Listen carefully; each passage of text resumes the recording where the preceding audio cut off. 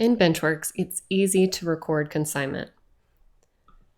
Under your accounts, you can separate your clients by how you work with them, whether it's consignment, wholesale, retail. When you want to record that you've sent items on consignment to a store, you simply click Actions and then Send Shipment. You can change the date. You can add an internal note. This does not go on the packing slip that you're sending them. It's only for internal purposes. You can also select who receives it,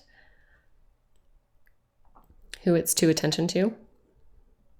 And then you select which items will be going. You can modify the quantity.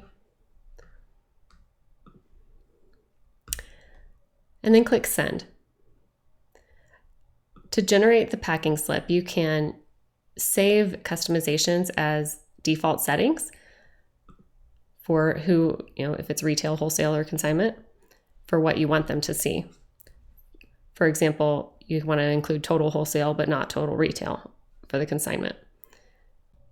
So you can customize all of this, add the description, uncheck images if you don't want them, check them if you want them. The number is the SKU item. So save it how you want and then click OK. And that generates a packing slip that you can send to your customer. You can download it and email it to them, as well as including it directly in the package. Another thing to note here is that on the packing slip, you can edit the header.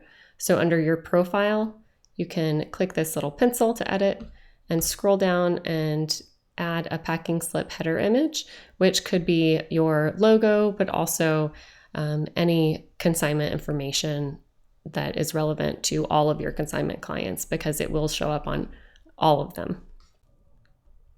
You can also, under the help section, if you search for just consignment, you'll find a lot of information to help you add shipments, like what we just went through, step by step with images and more information.